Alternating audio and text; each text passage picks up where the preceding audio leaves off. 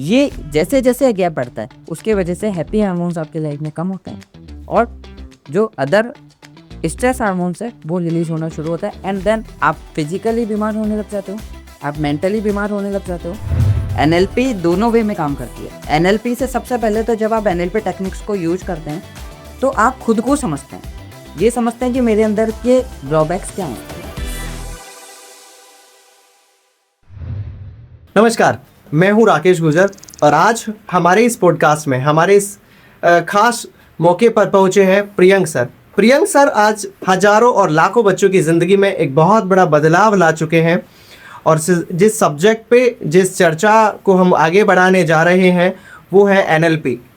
NLP क्या है और इस एनएलपी के माध्यम से आज प्रियंक सर ने कैसे हजारों बच्चों की ज़िंदगी में एक नया बदलाव और एक नया रास्ता उन बच्चों को दिखाया है, तो जानते हैं इस पूरी जर्नी को प्रियंक सर के माध्यम से, प्रियंक सर की जर्नी और प्रियंक सर से कैसे लोग इंस्पायर होते हैं और कैसे बच्चों की ज़िंदगी में सर नया बदलाव ऐड करते हैं।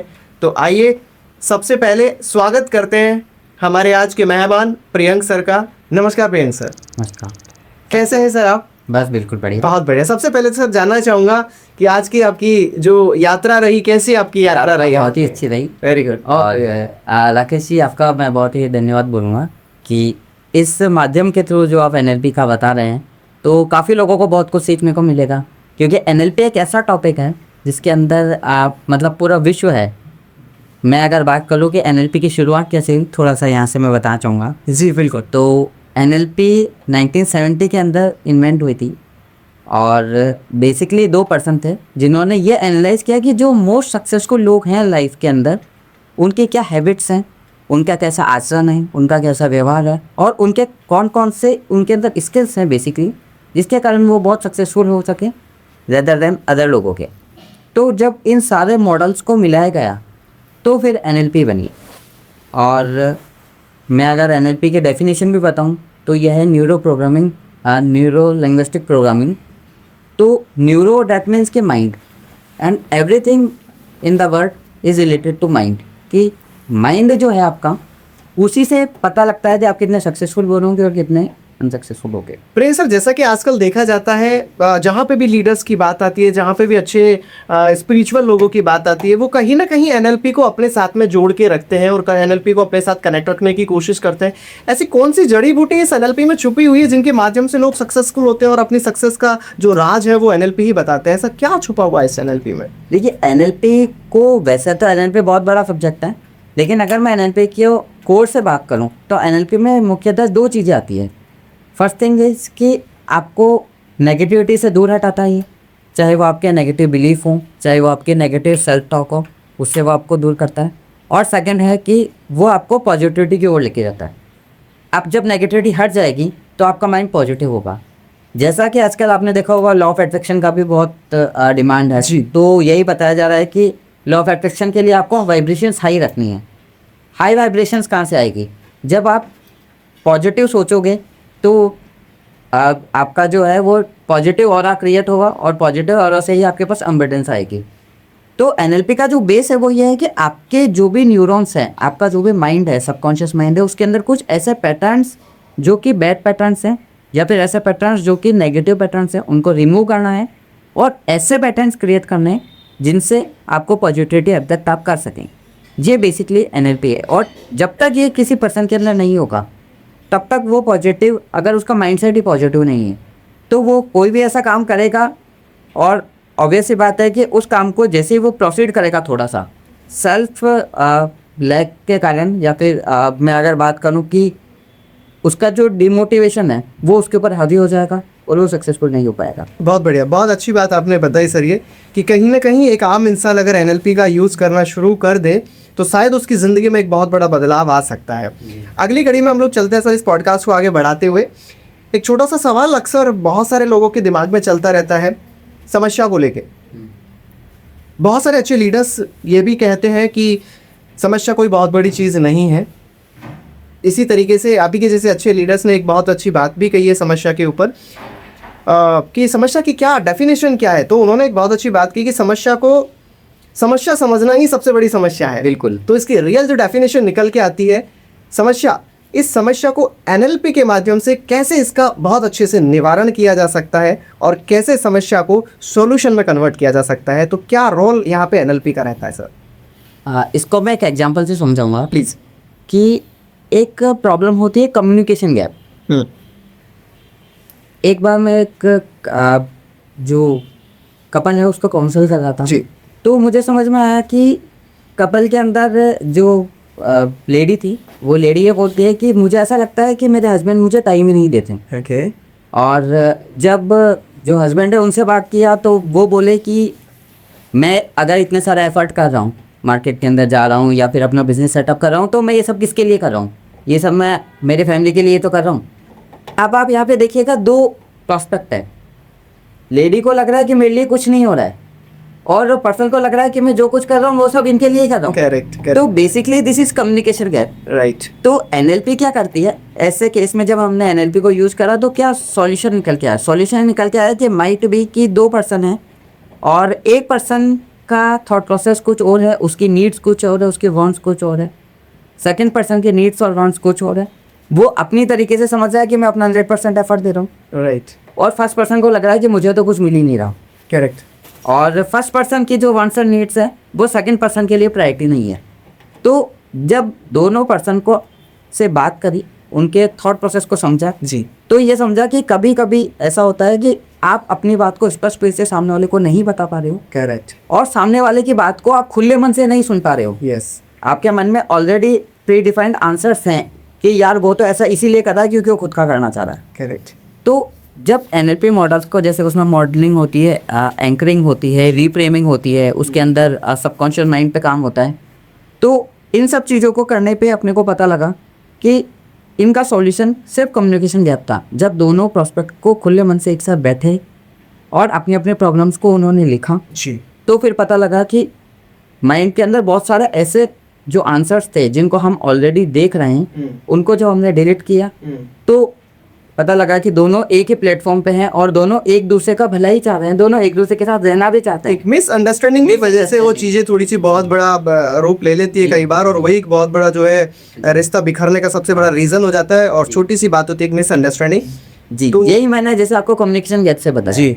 इसी तरीके से मैं अगर सेल्स की बात करूं तो एक बार हमारे पास एक सेल्स के लीडर आए और वो बोलते हैं कि आजकल जिन लोगों को हम न्यू ज्वाइनिंग दे रहे हैं जी, उन लोगों की परफॉर्मेंस पीक पे नहीं है, वो मतलब इतना जल्दी सेल्स क्लोज नहीं कर पा रहे। करेक्ट। उसके अंदर भी हमने एनएलपी के थ्रू जो सेल्स टीम में नए लोग थे जिनकी ज्वाइनिंग होती उनसे बात करी, तो प्रॉब्लम फाइंड आउट हुई कि actually they are also not confident about their products.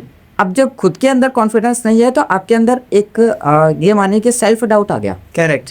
And when you are presenting that particular product to a client, तो फिर आपको लग रहा है कि यार मैं खुद ही अंदर से कॉन्फिडेंट नहीं हूँ, तो फिर कहीं ना कहीं पे मेरे अंदर रिजेक्शन है कि मेरा प्रोडक्ट अच्छा भी है या नहीं है, तो मेरी वॉइस के अंदर इतना ताकत। सर यहाँ पे थोड़ा सा मैं आपको इंटरप्ट करना चाहूँगा, जैसे कि आपने एक बहुत अच्छी बात यहाँ पे बताई कि जब भी आप किसी सेल्स पर्सन के साथ में कनेक्ट करते हैं और जब हमारा सेल्स पर्सन किसी कस्टमर के साथ में डील करता है, तो वहाँ पे एक बहुत अच्छा पॉइंट आता है प्रोडक्ट। जी। और मेरा पर्सनली मानना ये है प्रियंक सर कि सेल्स कभी भी होती नहीं है, आपके द्वारा सेल्स की गई अभी आप कह नहीं सकते, क्योंकि वो प्रोडक्ट सामने वाले ने आपसे खरीदा है ना। तो प्रोडक्ट उसको नीड थी, आपने उस तक उस प्रोडक्ट की सही जानकारी पहुंचाई। तो सेल्स में अगर आप कामयाब होना चाहते हैं तो ये सच्चाई है कि आपके पास जब तक उस प्रोडक्ट की ब्रीफ इंफॉर्मेशन, डीप नॉलेज अगर नहीं होगी, तब तक आप उस प्रोडक्ट को सेल नहीं कर पाएंगे।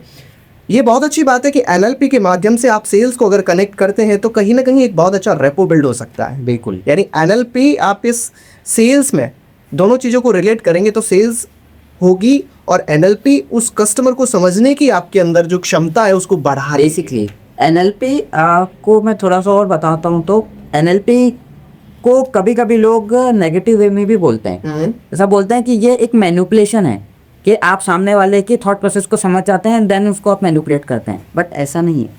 एनएलपी दोनों वे में काम करती है। एनएलपी से सबसे पहले तो जब आप एनएलपी टेक्निक्स को यूज करते हैं तो आप खुद को समझते हैं, ये समझते हैं कि मेरे अंदर के ड्रॉबैक्स क्या हैं, मेरे अंदर की स्ट्रेंथ क्या है।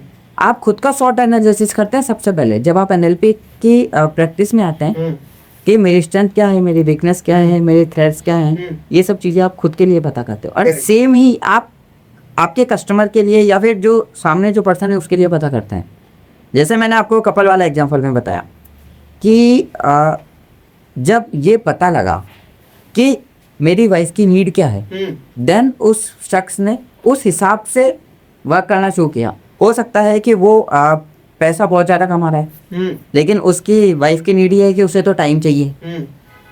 तो ये नीड कब पता लगी?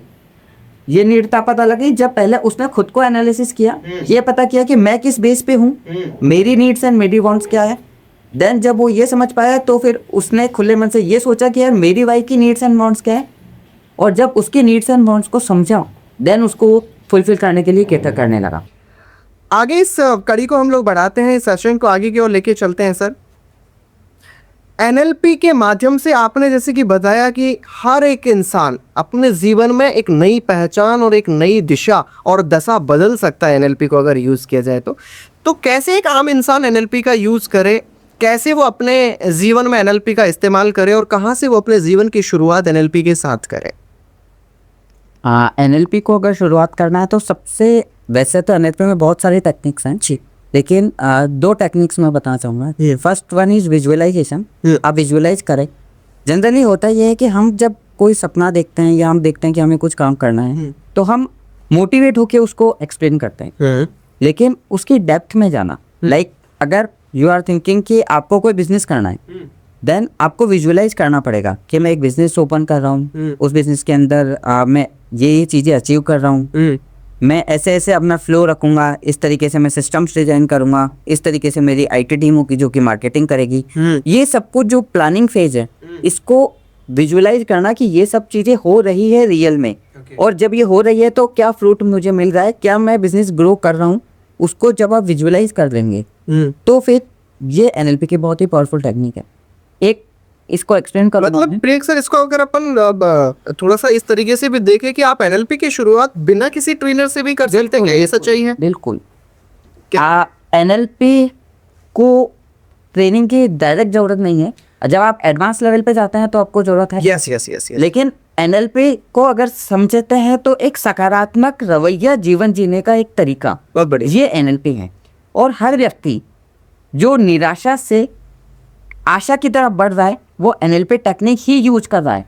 डायरेक्ट और इनडायरेक्ट वे में अगर देखा जाए तो हम हमारे जीवन को जीने के लिए कहीं ना कहीं एनएलपी की बहुत सारी ऐसी टेक्निक्स का इस्तेमाल करते हैं, बट उनके बारे में हम लोग जानते नहीं है कि ये टेक्निक एनएलपी की टेक्निक है। जैसे कि आपने एक बहुत अच्छा पॉइंट दिया कि अगर आप अपने आप के साथ में पॉजिटिव रहते हैं, आप अपने आप से सेल्फ मोटिवेट रहते हैं, तो ये भी एक एनएलपी का पार्ट ही हो सकता है। आप स्पिरिचुअलिटी को अगर कनेक्ट करना चाहते हैं, अगर आप आध्यात्मिकता से अपने आप को रिलेट करते हैं, आपकी भावना अच्छी है, तो वो भी कहीं ना कहीं एक एनएलपी का पार्ट हो सकता है। आप विजुअलाइजेशन को अगर स्ट्रॉन्ग करना चाहते हैं, आप अपने विजुअलाइजेशन क्षमता अगर बढ़ाते हैं, तो वो भी एक एनएलपी की टेक्निक्स ही है।